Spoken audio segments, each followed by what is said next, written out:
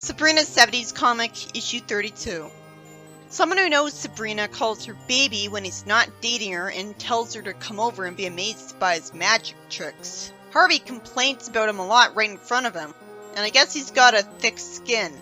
He says, "So you're going into show business too, Sabrina? There's a big call for ventriloquists these days. But don't you think your dummy's a little too ugly?" That was a clever line, I guess, but I thought Harvey was supposed to be seen as handsome by the other women. Because that's the only explanation for why not only Sabrina wants to date this idiot, but also a whole bunch of other women. So maybe he's just calling him ugly to annoy him and doesn't mean it. Because he insulted Harvey, Sabrina uses magic to put the displaced card on Harvey's head, and Harvey satisfyingly says, "What's the matter, dummy? Don't you know how to do a simple card trick?" Although he's not one to talk because he messed up magic tricks too, including a card trick. Then the jerk wants something to reappear on Sabrina's head. His only character is that he's a jerk. The so-called Great Marvo says he learned all his tricks from one of the great old-timers of magic and tells Harvey to follow him to the magic shop on a street. The jerk magician blames Harvey for his failures, calling him a jinx, as he's told that the audience doesn't affect the performance of a good magician. Surprisingly, oh, never mind. Sabrina was actually there, so that explains why he screwed up and lost the eggs. I was gonna say the story was kinda clever because he was getting nervous and riled up by Harvey and actually failed the trick legitimately. That would have been a bit better. That would have been a lot more embarrassing for him. Instead, it wasn't even his fault.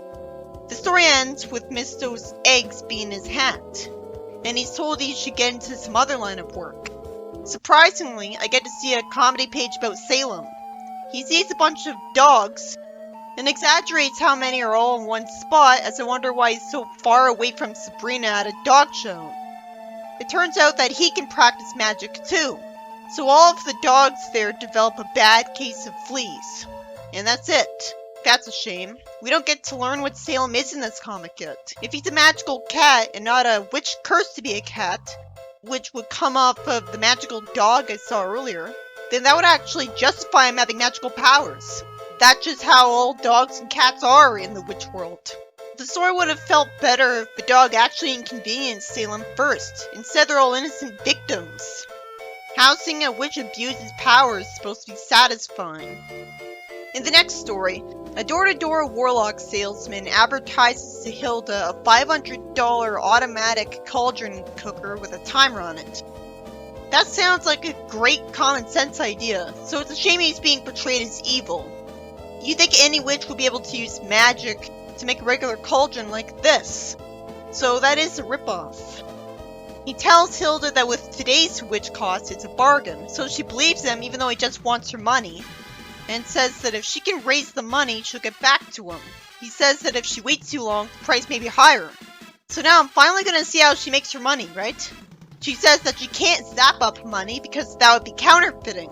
Flashback to when Sabrina zapped up money just fine. And Hilda didn't. And this is the second time Hilda said this, so I guess the writers have learned their lesson.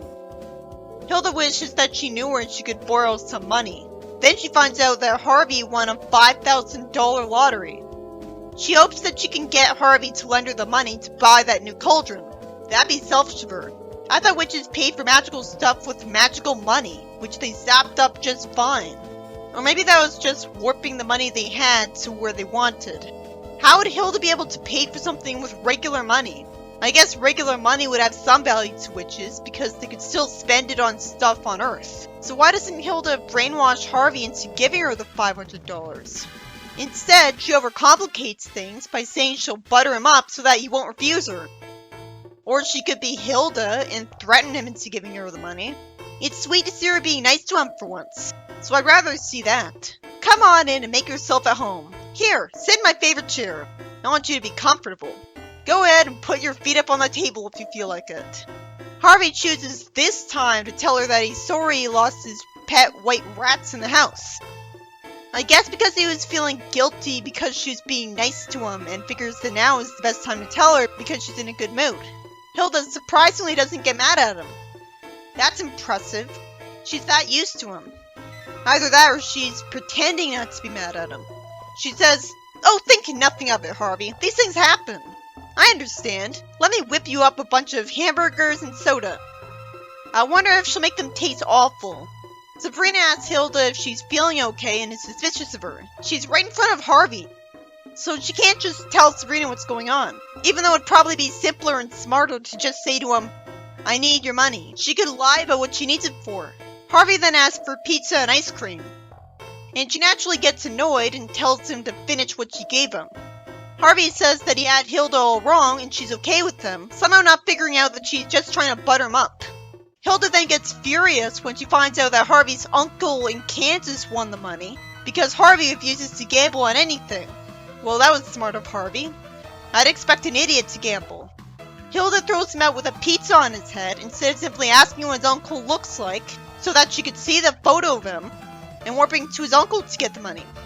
So why didn't Hilda just sell one of her antiques to get the money? Is she that stingy that she won't sell an extra antique because she might need it for tax money later, no matter how many she has? Either she's morally opposed to simply brainwashing the witch instead of giving her the magical cauldron for free, or she thinks she won't get away with it. If Dale's aware of everything nice Sabrina does with her magic, surely she'd be aware of a witch trying to steal a magical cauldron too. In the comedy page, some jerk tries to go to Sabrina's room to sneak a peek at her diary, and the girl already knows what he's gonna do and warns Sabrina about it. And the diary smacks him in the head magically. No one would ever believe him, so why not take that risk?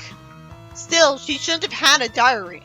In the next comedy page, somehow Sabrina thinks Hilda's worn out because she's always involved with witchcraft. She's never acted physically exhausted after using up all her power before. Sabrina tells her she can relax by playing tennis, and of course she uses magic to cheat. In the next story, Sabrina says they held a beauty contest at school today. Hilda says that she tried to shield Sabrina from the stay, and Holly was always looking for a new beautiful face. And you think Sabrina will be hounded by movie scouts and exploited on TV, and her life won't be her own anymore. She's overreacting, but it makes sense. She had the ugly to witch's curse on her. Hilda rants for a long time, I guess because she assumes that Sabrina entered the beauty contest and won. Ambrose says her face will be on every magazine cover, and maybe even on the centerfold. And he tries to get Hilda to look on the bright side that this means free movie tickets. Why isn't Sabrina smiling? Why isn't she flattered? They're shocked that she came in 26th place in the contest. And the story ends with Ambrose and Hilda picketing outside the school, saying that the contest was rigged and unfair. I wish I knew why she lost. I guess it's because of that hairstyle. It's so sweet of them to assume she'd win the contest. Wait a minute, is it realistic for a high school to put on a beauty contest? That's not educational. I don't remember any contests like that in my school. Sabrina puts the last of something in Harvey's truck, and Harvey wants to get out on the open road and start roughing it. Really? They must really like each other if they're okay with doing that for a date. I guess they went to all the restaurants already. Surprisingly, Hilda says that camping sounds like fun, and politely asks if she can tag along. Naturally, Sabrina says that she doesn't know if she could stand roughing it. Yeah, especially without her magic. Of course, Hilda uses magic to set up camp too fast. And somehow, Sabrina has to explain why she undid the spell, because how would they explain that to Harvey? She tells her to get them some wood for a fire. She thinks her little axe couldn't possibly cut down a tree. She again overdoes it, sapping up too much wood, and Sabrina has to explain to her somehow that learning to rough it is the whole fun of camping. She agrees to do it the right way, while naturally thinking that it sounds stupid when she could just use magic. Then the story ends with Harvey wondering where his tent poles are and finding out that Hilda used them for firewood. They could have avoided this plot if Sabrina told her no. The first story is about a jerk magician insulting Harvey and causing Sabrina to curse him so that all of his magic tricks fail. And the creativity is in seeing which ways he'll be humiliated. The second story is about Hilda wanting to get a lot of money for a cauldron. And instead of simply selling one of her antiques, doing something she has to do on a regular basis to get money, we of course don't get to see a story about how she usually gets her money. Instead, she wants to get some extra money by buttering up Harvey, instead of forcing him to give her the money. But then it turns out that only his uncle won the lottery. It's also more realistic that the lottery prize was only $5,000. Hilda could have gotten her money just fine if she simply asked for a photo of his uncle and then warped him to her. I think I loved this story regardless, because it was sweet to see Hilda be nice to him for a change. Then there's a story where Sabrina tells her family they held a beauty contest at school. And I guess she's so happy that they're flattering her by assuming she won first place, that she doesn't think to tell them she lost until the very end. So Hilda and Ambrose start doomsaying because Sabrina might get successful because of her beauty. But it was just an extended joke. The final story is about Hilda roughing it in the woods with Harvey for some reason and being scolded for cheating at camping. It's interesting that she didn't use the tent poles for firewood to annoy them on purpose, even though she should have known better. It'd make more sense if it was on purpose. Either way, I liked that she was nice in the story, but still had a personality,